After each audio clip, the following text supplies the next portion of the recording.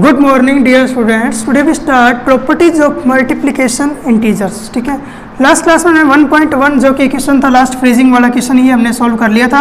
आज हम बात करते हैं 1.4 properties of multiplication of integers की।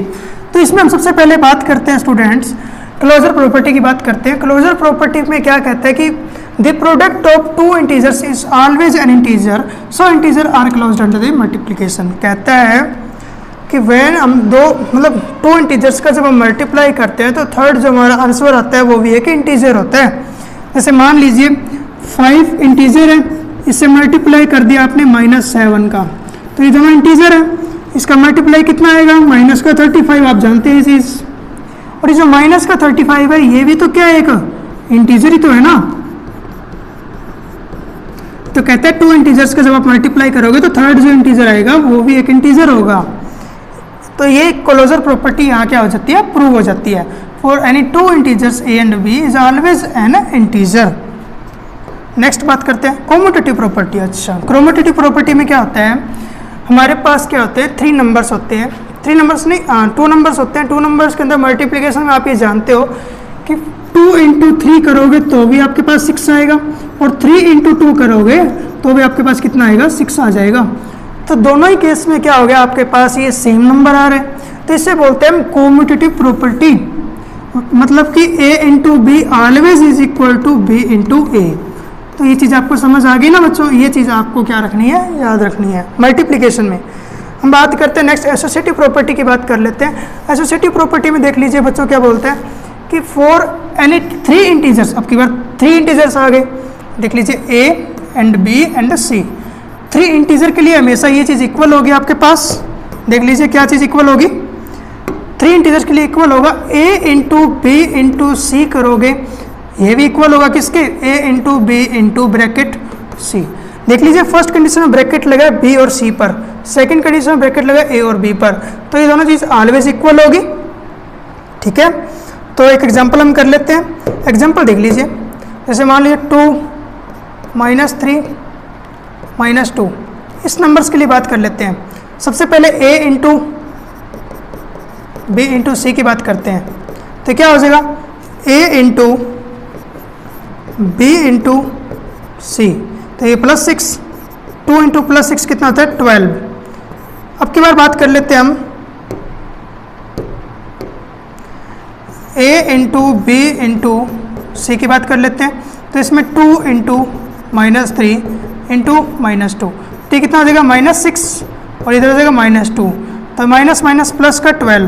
तो दोनों ही केस में आपके पास क्या आ रही है, सेम चीज़ आ रही है, सेम आ रहा है बिल्कुल। तो आपके यहाँ पर क्या हो जाती है, कम्यूटेटिव प्रॉपर्टी क्या हो जाती है, प्रूव हो जाती है। अब लास्ट है मल्टीप्लिकेशन आइडेंटिटी, और मल्टीप्लिकेशन आइडेंटिटी होती है 1।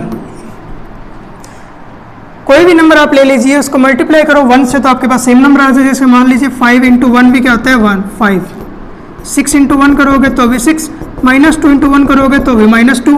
तो ये चीज़ आपके पास आनी तो सेम ही है बच्चों, इसलिए क्या होगा, मल्टीप्लिकेशन आइडेंटिटी हमारे पास क्या आती है 1। इस चीज़ को आपको क्या रखना है, याद रखना है।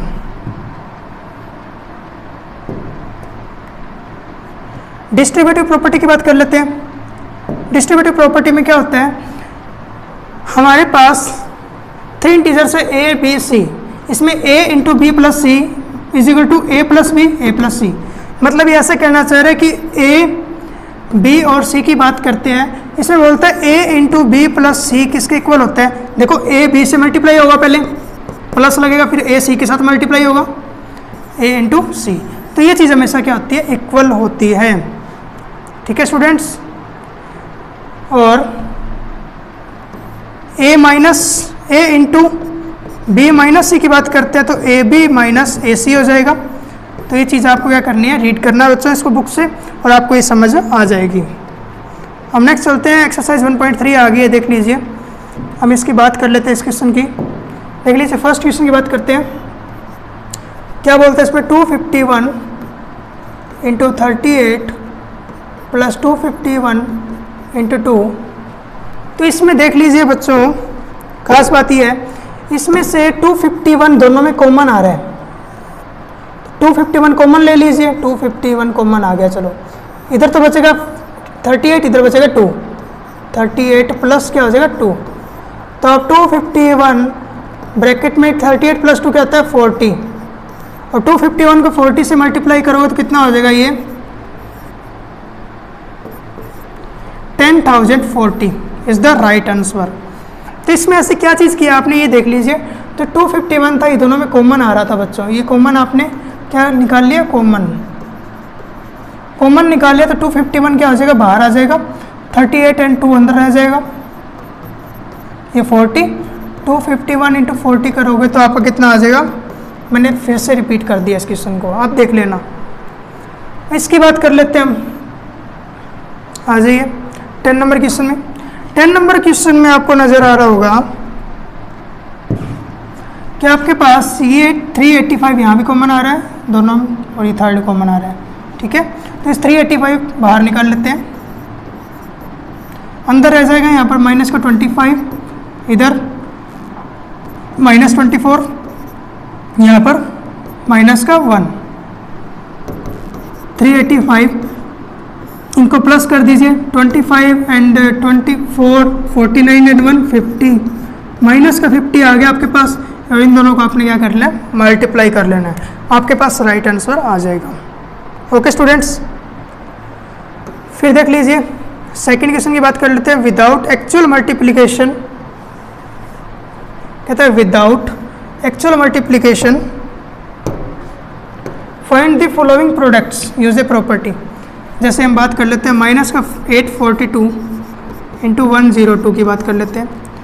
तो माइनस का 842 की बात करते थे, कितना होता है, माइनस का 800 माइनस का 40, इसको ब्रेक कर सकते हैं हम। इंटू क्या करोगे, 102 को ब्रेक करोगे 100 प्लस 2 में। अब इसको बारी बारी से मल्टीप्लाई करना स्टार्ट कीजिए। सबसे पहले 800 मल्टीप्लाई होगा 100 के साथ, फिर 2 के साथ, माइनस 800 मल्टीप्लाई होगा 100, फिर 800 मल्टीप्लाई होगा 2 के साथ, फिर माइनस का 42 मल्टीप्लाई होगा बारी बारी से, माइनस का 42 इंटू 100, फिर माइनस का 42 इंटू 2, और इसको आप ये सॉल्व कर लोगे तो आपको क्या आ जाएगा, ये आंसर आ जाएगा। हम इसकी बात कर लेते हैं 86 इंटू 97। तो 86 क्या होता है बच्चों, 100 माइनस 14, और 97 होता है 100 माइनस 3। इसको सोल्व कर लेंगे आप तो क्या हो जाएगा, आपका राइट आंसर आ जाएगा क्वेश्चन नंबर सेकंड में। क्वेश्चन नंबर थर्ड में कहते हैं डिटरमाइन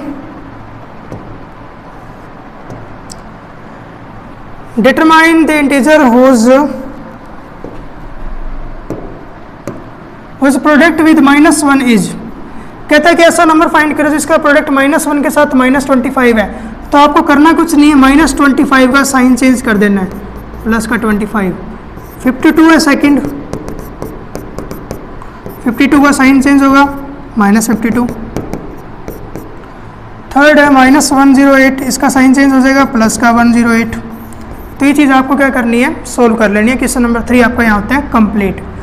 तो आज के लिए इतना ही। एक्सरसाइज 1.3 यहाँ पर क्या होती है, एंड होती है। क्वेश्चन 4 आप खुद करोगे, ठीक है ना। और हम नेक्स्ट बात करेंगे डिवीजन ऑफ इंटीजर्स की, नेक्स्ट वीडियो में बात करेंगे डिवीजन ऑफ इंटीजर्स की। तो आज के लिए इतना ही, मिलते हैं नेक्स्ट क्लास में।